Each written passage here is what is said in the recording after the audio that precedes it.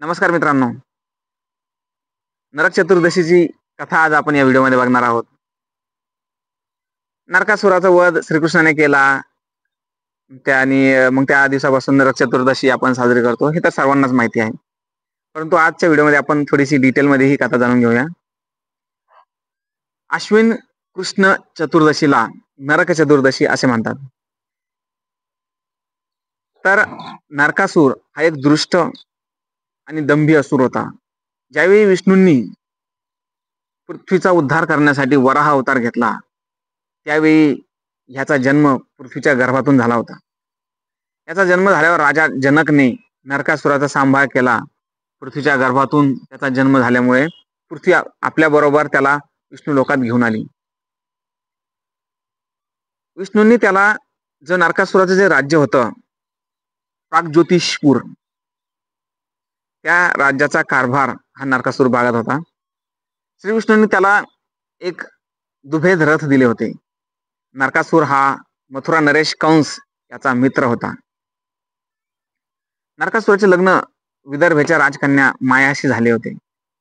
नरकासुराने आपले राज्य काही काळ व्यवस्थित केले, पण त्याची मैत्री बाणासुराशी होती. त्यामुळे त्याच्या संगतीत राहून तो लोकांवर अत्याचार करत असे.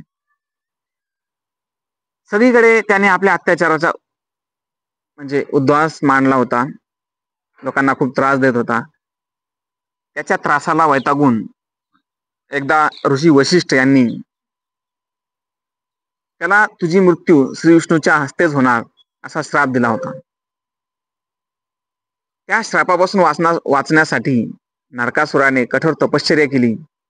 ब्रह्मदेवाला प्रसन्न केलं आणि मला कोणीही मारू शकणार नाही असा वर ब्रह्मदेवाकडून घेतला. वर मिळवला. त्याने स्वतःला अजय झालो, आपण अमर झालो असा तो समजू लागला.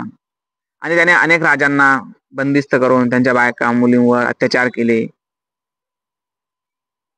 तर सगळे देव जे सामान्य जनता हे पुन्हा त्याच्या त्रासाला कंटाळून पुन्हा भगवान श्री विष्णूकडे गेले आणि विष्णूंनी त्याला मारण्याचे ठरवले. कारण की अति तिथे माती, आणि आपल्याला ह्या अशा कथा तर माहितच आहे की त्याचा वध तर होणारच. परंतु त्याचा वध कसा झाला ही एक खास गोष्ट आहे. कृष्णाच्या रूपात येऊन श्री विष्णूंनी त्याचा संहार केला. त्याचे महाल वेगवेगळ्या खंदकाने पाण्याने अग्नीने वेढलेले होते. कृष्णाने गरुडावर बसून नरकासुराचे 2 तुकडे केले आणि त्याचा वध केला. कृष्णाने नरकासुराच्या कारागृहात बंदिवान असलेल्या महाराण्या काय जे कोणी असतील जे बंदिस्त होते त्यांची सुटका केली.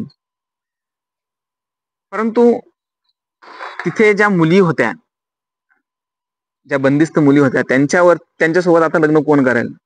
कारण की याने तर त्यांच्यावरती खूप अत्याचार केले होते असा प्रश्न लोकांना पडला होता. असे लक्षात घेऊन श्रीकृष्णाने त्या मुलींसह 16,000 जे कन्सेप्ट आला ना की 16,000 बायका आहे श्रीकृष्णाला, तर तो हा इथूनच आलेला आहे की 16,000 जे बंदिस्त मुली होत्या त्यांच्याशी लग्न करून श्रीकृष्णाने त्यांचा स्वीकार केला आणि त्यांना या समाजामध्ये मान सन्मान मिळवून दिला. म्हणून श्रीकृष्णांना 16,000 बायका होत्या असं आपण नेहमी ऐकतो. तर ही त्याची मागची खरी कथा आहे. तर नरकासुराचा युद्ध करताना नरकासुराच्या रक्ताच्या काही थेंब श्रीकृष्णावर पडले होते. ते स्वच्छ करण्यासाठी श्रीकृष्णाने तेल लावून स्नान केले. म्हणून आपण नरक चतुर्दशीच्या दिवशी, दिवाळीच्या दिवशी उटणे लावून मोती साबणाने स्नान करणे, तर हे ज्या काही गोष्टी आहेत ते आपण करतो. त्याच्या मागचं हीच एक कथा आहे. तर मग तुम्हाला ही कथा माहिती होती का नाही ते मला एकदा कमेंटमध्ये सांगा आणि पुन्हा भेटूया नवीन व्हिडिओमध्ये. तोपर्यंत सर्वांना